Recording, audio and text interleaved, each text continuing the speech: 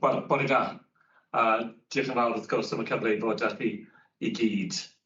Thank you so much for the chance to be with you this morning. I've really enjoyed the last quarter of an hour. I've been listening to Jane and her colleagues and had a very good time indeed. So diolch yn fawr. Thank you very much indeed for all of that. Look, I think it was Oscar Wilde who went to America and said that America and Britain were two countries divided by a common language. By which what he meant was, is though that everybody thought they were speaking English, it turned out that different words meant different things in different places. If an American man tells you he's got his pants on, he means something quite different to what we mean over here. And not only do whole words have different meanings, but it turns out that the subtleties, the subcultural things that lie behind language convey different meanings as well.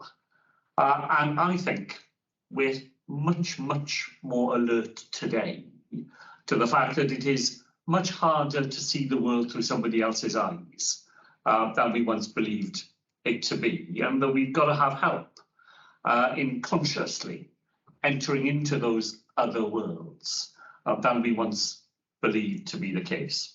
When I was a probation officer here in Cardiff hundreds of years ago, I did a small bit of research. I took a set of social inquiry reports, as they were called, the things that probation officers and social workers used to write about young people in trouble with the law, and I asked them what impression they were trying to create in the minds of the magistrates when they described the lives of those young people. And what social workers and probation officers told me is that when they gave an account of the really tough lives that these young people had had, all the difficult things that had happened to them, all the obstacles they'd encountered on life's path, that what they were doing was building up a sympathetic account of the lives of these young people that would make the magistrates feel better disposed towards them because they'd understand how that young person ended up being in trouble because of everything else that had happened to them. And then I took the same reports and went and discussed them with a group of magistrates and asked them, what message do you think the social worker is trying to give you here? And what the magistrates told me they thought the social worker meant was, look, this is a completely hopeless case. All these awful things have happened to this young person. You may as well throw away the key. Because clearly, you know, what you're telling me is that there's nothing at all that we can do, given everything else that has already happened. So here were two groups of people who shared, you know, a whole working life. They were in the same room together most of the time. They were both involved in the juvenile justice system, as it was called at the time. And yet exactly the same words on the page were being understood in diametrically opposite ways by the two groups of people involved. And if cultural competence is that difficult in a setting where, as I say, people already share so much, how much more of a challenge is it when you layer on top of that things like people speaking a different language, people with a very different cultural heritage, with a very different set of communication and cognition issues that you need to take into account. So all of that says to me just how important the cultural competence certification scheme has turned out to be, and how much work there is for us all to do in understanding consciously the things that we bring to the table and the things that other people will be experiencing in different ways. But I don't think we should beat ourselves up by the fact that we have biases. They're inescapable. You know, they're just part of what's made us what we are. What's inexcusable is not to have a conscious understanding of that. to think that the way we see the world is somehow commonsensical and to be taken for granted. We all have biases, but we all need to understand what they are and how they've been formed, and then to put that to work in our encounters with other people. And as you've heard much more eloquently than I can, the scheme and everything that goes into it really helps people to gain that understanding and to then make the bridge between a better understanding, which is very important, but then how that understanding makes a difference in the way we go about the jobs that we do. So, you know, that's another really important step, isn't it? We can build up our understanding, but if it makes no difference to what we do, we've only done half the job. And the cultural competence certification scheme, I think, allows us to tackle both of those issues.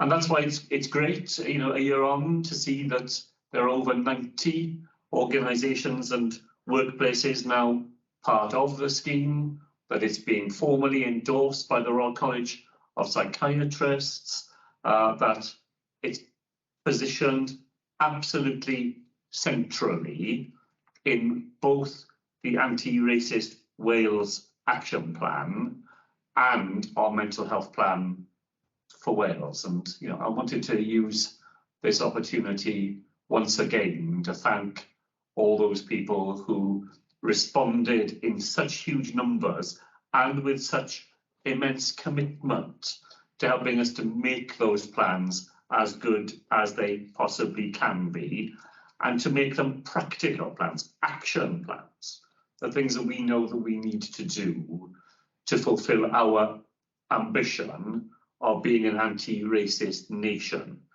by 2030. And that will be a very significant challenge, given what we know about the way in which covert and overt racism continue to be features of life in Wales, and in which and in the way in which they play out in not just that general context, but in the services that we provide, and which we so much wish to be characterised by a different set of values. So thank you to everybody who put so much time and effort into helping us to make those things as effective as they can be.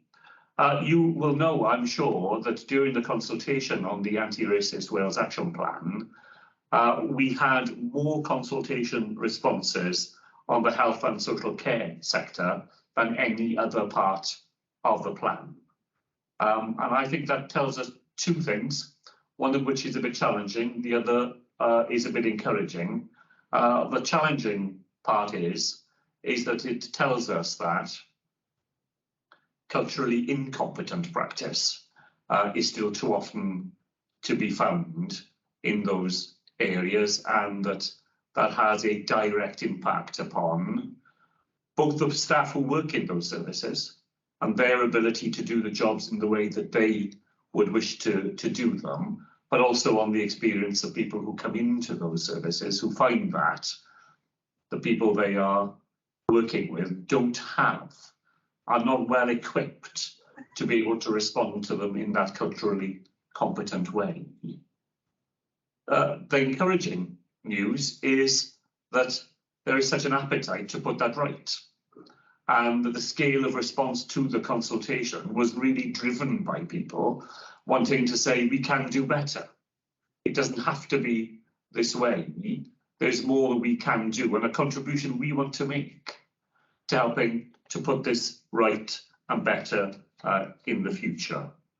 And that's why working with Diverse Cymru, and by making sure we are doing those basic things, like having proper audits of workplaces to make sure we understand the scale of a challenge that we face there, and then capturing all that lived experience and commitment to doing things better in the newly formed NHS Health Inequalities group.